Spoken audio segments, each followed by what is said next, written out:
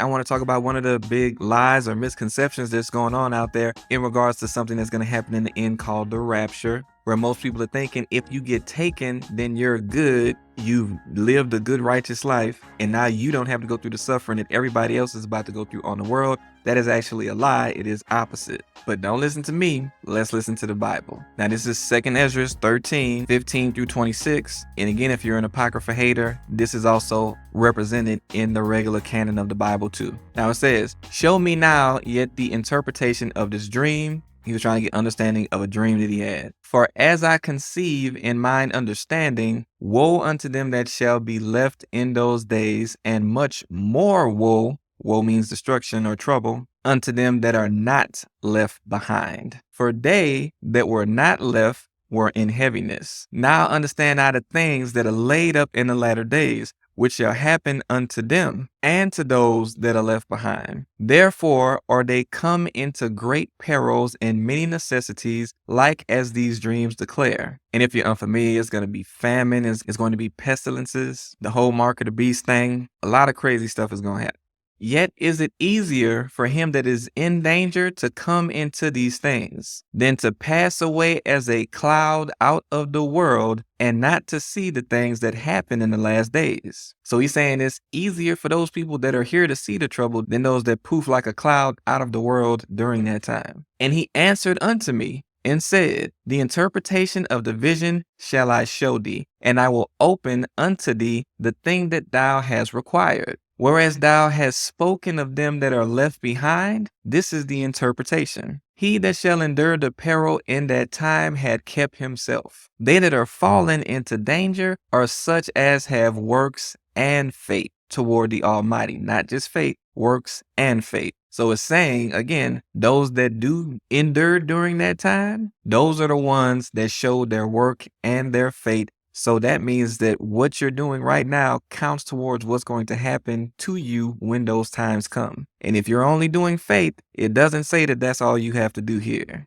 Verse 24, "Know this therefore, that they which be left behind are more blessed than they that are dead. This is the meaning of the vision, whereas thou sawest a man coming up from the midst of the sea," talking about Christ. "The same is he whom God the highest had kept a great season, which by his own self shall deliver his creature, and he shall order them that are left behind." So Christ is going to be leading the group of people that are left behind. So my goal so far was to show you guys how we don't have that much time left to be playing around with God, and how serious it is that you start working to making sure that you are doing everything that God wants you to do versus being distracted and pacified by what they're teaching and showing and displaying on Sunday. Now, I'm going to get into some Meteor Matters and start talking about how this stuff that we follow in church in this day and age is really fairly new, so that you can see how this can't be what Christ wanted us to be following. But let's take some time to talk about why people have been leaving the church. I showed you these stats where pretty much,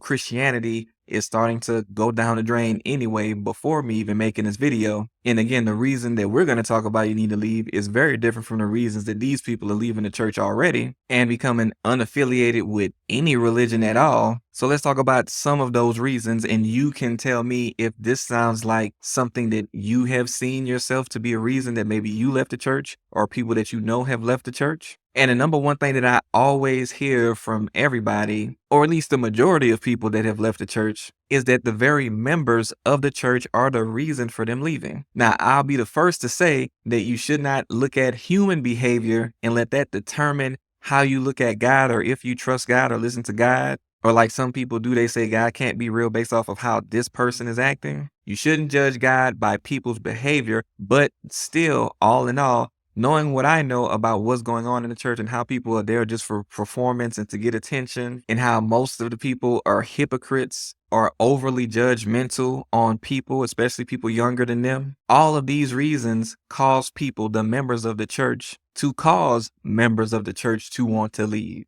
Another thing I hear about, there's not a lot of attendance as far as men goes in the church. It's usually mostly women. And a part of that is because really the pastor is the man that's on the pedestal. The church is filled with women that are trying to get his attention and get done what he needs to get done. While there may be other male leaders in the church, there usually isn't a lot of programs or attention focused solely on men. I will say that I have seen a little bit more attention in the current days to try to be put on men. But again, these are like isolated situations at some churches. This is not happening as a majority within the church. And a lot of times, as a man, because this channel was made for men, by the time you're done with something, you're not seeing what you wanted to see out of it, or you're not getting what you need to get out of it. You gone and you don't even care. You could care less about it after that. And again, even the messages at church, they're mostly catered to the women in the church. There isn't really a lot of messaging that's going to cater to men and what they need to hear or even want to hear. And in doing this, you are also leaving out parts of God that need to be understood by the people. When you're only focusing on love this, love that, while God is love, there are other dynamics to him too that also need to be understood and talked about. Now, another thing that's very important, and I think most people overlook this,